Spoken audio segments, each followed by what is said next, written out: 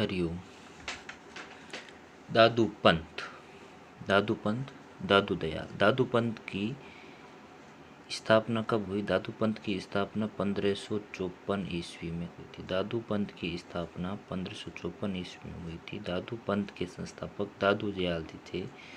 दादू दयाल जी को राजस्थान का कबीर भी कहा जाता है। राजस्थान का कबीर किसे कहा जाता है? तो राजस्थान का कबीर दादू दयाल जी को कहा जाता है।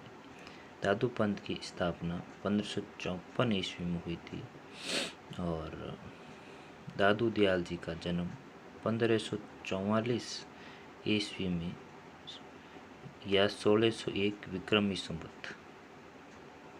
57 वर्ष का डिफरेंस है ईस्वी और विक्रम संवत में अहमदाबाद गुजरात में हुआ। ठीक है, दादू जी का जन्म 1544 ईस्वी में अहमदाबाद गुजरात में हुआ।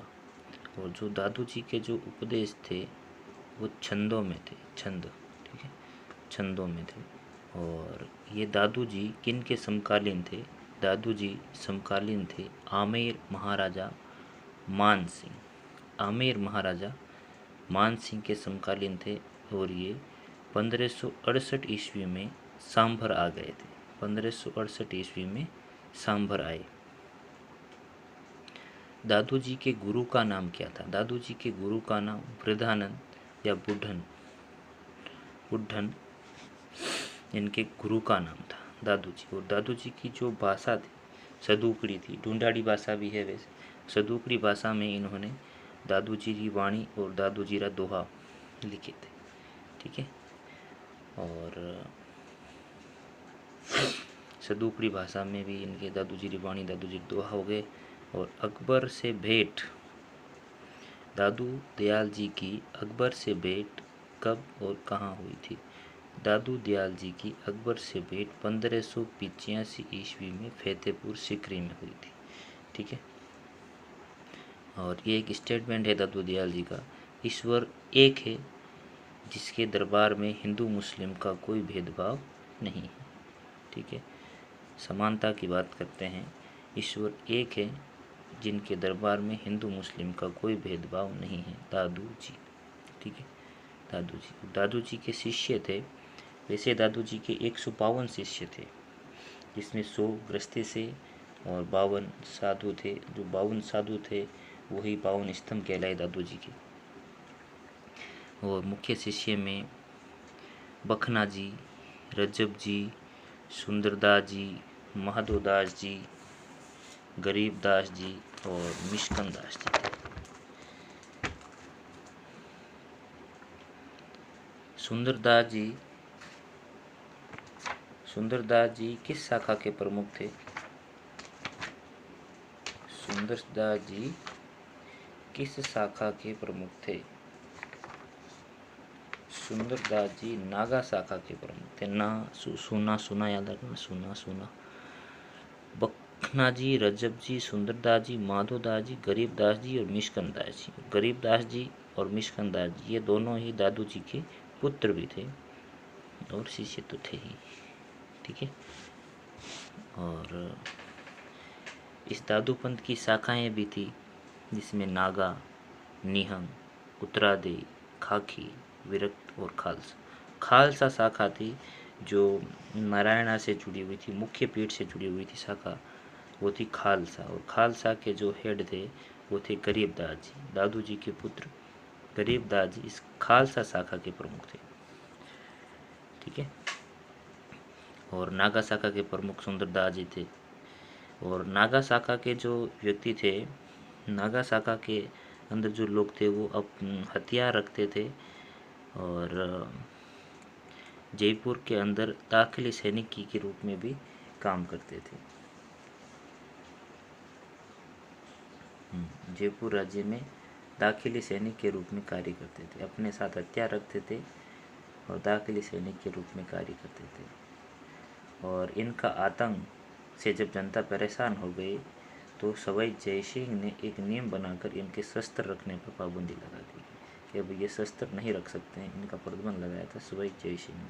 ठीक है, नागा शाखा से रिलेटेड है। नागा शाखा हथियार रखती थी, दाखिली सैनिक के रूप में जयपुर राज्य में काम करते थे। जनता इससे परेशान हो गई तो सवाई जय सिंह ने नियम बनाकर इनके शस्त्र रखने पर पाबंदी लगा दी गई। ये नागा शाखा से रिलेटेड कुछ बातें थी। खालसा शाखा के मैंने बता दिया, मुख्य पीठ से जुड़ी हुई शाखा खालसा शाखा है, जिनके मुखिया गरीबदास जी है। और उत्तरादे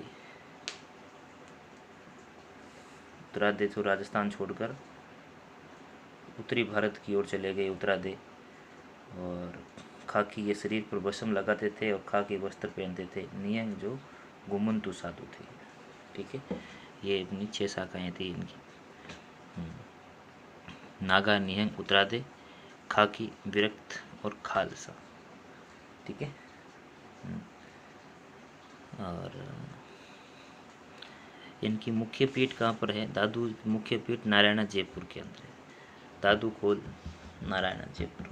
ठीक है, दादू कोल जहाँ पर दादू जी के पार्थिव शरीर को रखा गया था, वो स्थान दादू कोल कहलाता है। दादू कोल पवित्र स्थान है, दादू पंथियों का पवित्र स्थान है दादू कोल, पेराना पहाड़ी। ठीक है। और आगे चलते हैं। दादू जी ने अपना देह त्याग कब किया? दादू जी ने अपना देह त्याग 1603 ईस्वी में किया। 1603 ईस्वी में दादू जी ने अपने इस मानव शरीर का देह त्याग कर दिया था। 1603 ईस्वी में कहाँ पर किया था? नारायणा में किया था। और उस समय ज्येष्ठ कृष्ण अष्टमी थी, तीसरा महीना था और कृष्ण अष्टमी थी, चैत्र वैशाख ज्येष्ठ। ठीक है, ज्येष्ठ कृष्ण अष्टमी को दादू जी ने अपने देह का त्याग किया 1603 ईस्वी में नारायणा जयपुर में, जहाँ पर मुख्य गद्दी है दादू पंथ की। और ये जो दादू पंथी थे, इनका पहनावा था भगवा वस्त्र, भगवा पहनते थे। ठीक है। और ये जो भी इनका मृत शरीर रहता, मतलब शव को जंगल में खुला छोड़ देते थे। ये लोग होते थे जंगल में, पर जो शव थे उनको खुला छोड़ देते थे। मृत शरीर को, मृत व्यक्ति के शव को जंगल में छोड़ देने की प्रथा थी, ताकि उनके शव को पशु पक्षी खा सके।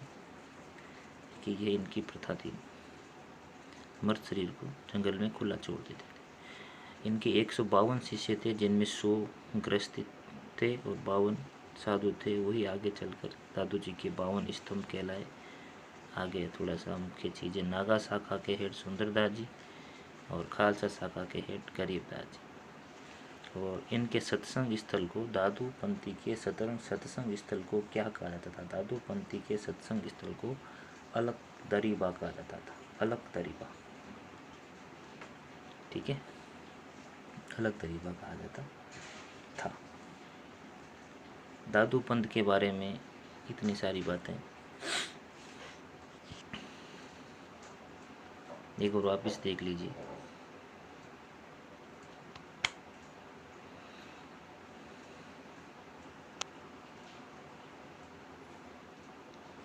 हरि ओम। जय शारदे माँ, जय अम्बे।